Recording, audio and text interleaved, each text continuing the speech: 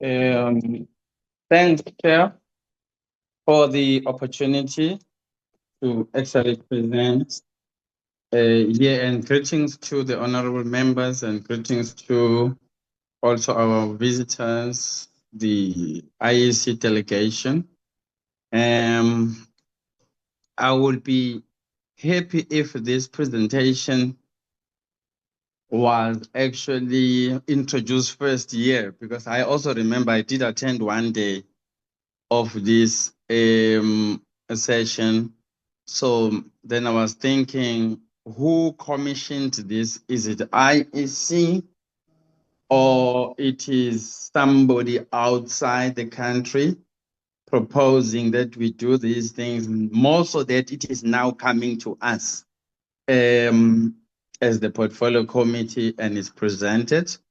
Reason being, you have done a desktop research on the reforms of the electoral system. I would have loved you to also bring us a historical reflection of the 30 years of voting, which we've had since 94. You juxtapose that with the quality of lives of the people being changed by the electoral process, because I would like to see if the elections as an activity, is it linked directly to governance? If there is no link between the two, so that we would be quick to say we don't need this thing because it's not linked to the outcomes of governance and probably good governance. I'm asking this question. We had exactly a technical glitch last year in the elections, a huge one, where we were blank with the screens for a very long time. And IEC has not taken us into their confidence on exactly what happened. Now, doing a research. And I'm asking this question directly because now you're talking e-voting. Could it be that we had a technical glitch that was exposing our poor technology, so that we then know that as you introduce this subject, have you taken stock of what has just happened last year? Because we even have a legal case that is sitting in court, having not resolved an issue of a technical glitch that had far-reaching consequences on our elections last year.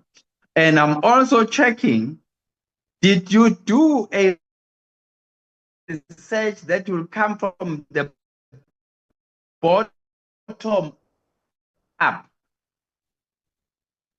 Meaning,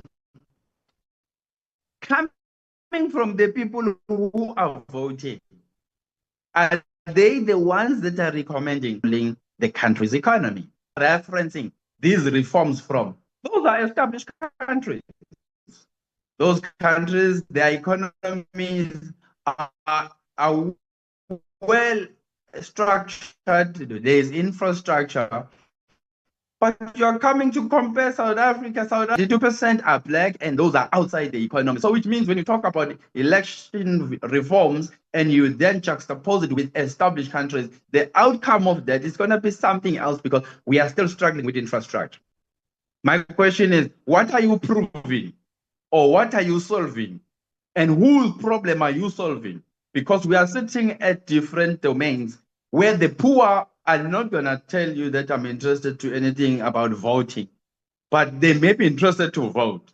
But when you reform voting to a level of technology, that technology, it is your baby. You will have to furnish that technology to all of us. And if we don't have these technologies, then you have a problem whereby you don't make it our problem. Voting, as far as I'm concerned, is a domestic matter.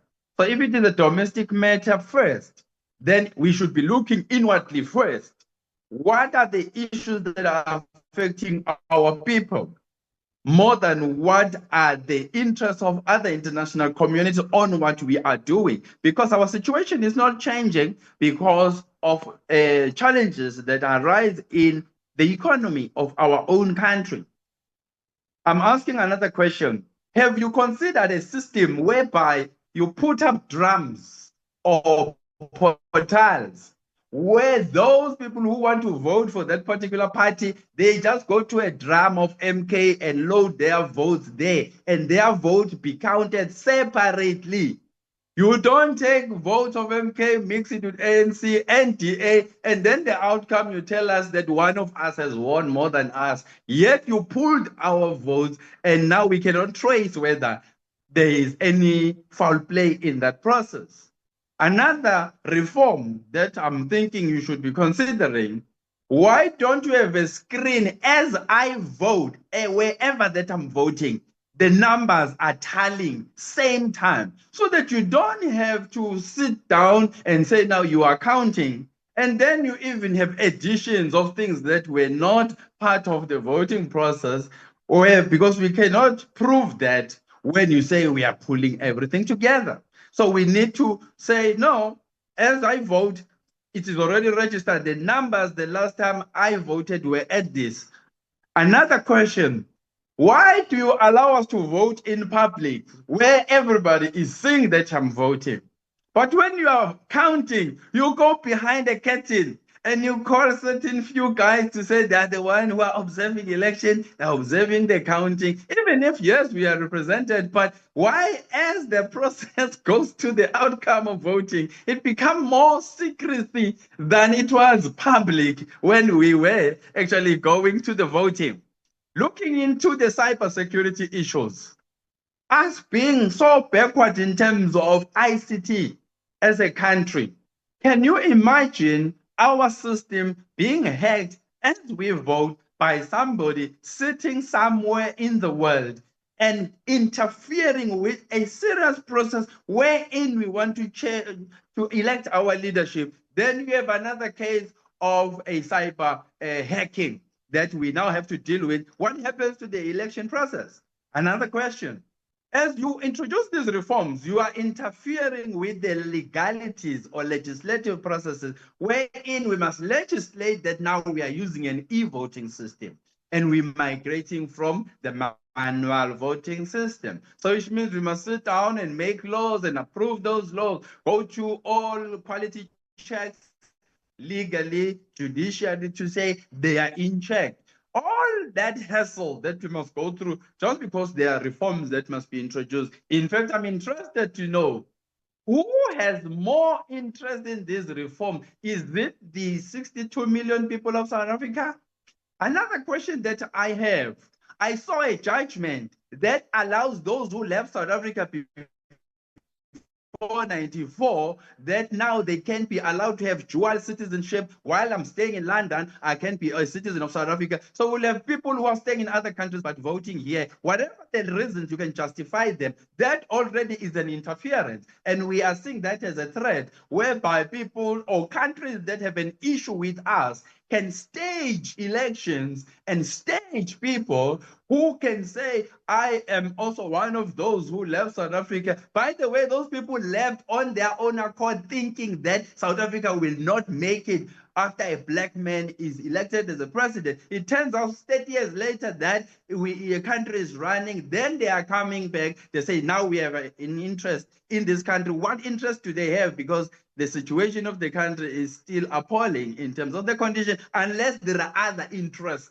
that they have other than just being citizens. But how are you going to deal with this dual citizenship now? Another question that I have.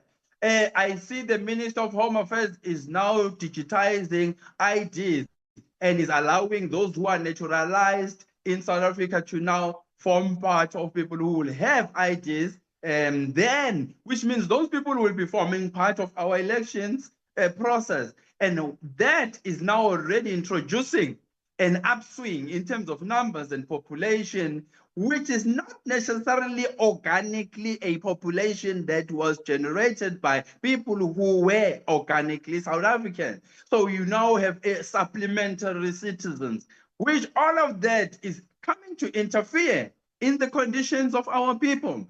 And that is also an issue that we need to pay attention to. I don't see you focusing more on countries in the African continent where we share even similar economic conditions. You are comparing an ideal that doesn't exist here, which also we cannot trace it, that once we have this e-voting process, we shall have better conditions, because there's still a question whether after voting, are our conditions becoming better? If not, which means voting is another process, governance is another process. These two don't marry, yet we are so bogged down in improving e-voting processes in our country as if it's going to lead to a better life. Better life has not. My last submission is this one. From 94 till 2025, the conditions of Black people have deteriorated, but the conditions of white people have improved. More money has been made by white people who are a minority, and the majority have not made money, which means they are outside economic circulation, this 92%. This is telling you scientifically that for 30 years, the conditions of those whom democracy was intended for in terms of majority have not benefited in 30 years. Here we are coming with reforms that have no direct benefit to the majority's life being improved. So please take us through your confidence. What exactly are you trying to solve? And what is broken, when we're still struggling to fix the administrative process of the elections in South Africa in 30 years, where you still have issues of voting process having not started on time, where you still have issues of electricity, where you still have issues of telecommunications, where you still have issues of poverty, where you still have issues of voter non-response, where people are actually boycotting elections, and now you're introducing e-voting. Are you not trying to supplement that those people who didn't come to vote, at least electronically, can boost them up? Also, you know the corruption that happens through I think we should round up electronic. another week, Peter. Okay. Let's round up. You know the corruption that is introduced by electronics. People can send you a bank statement and interfere with that bank statement under pretense that there is money there, only to find later there is no money. This process is also exposed in the similar manner as we have problems with the banking system. So my questions to you are, I'm not part of this, and I don't support it based on merit and academic references and research, because your research is from elsewhere, it's not from the conditions where I'm living. Thank you.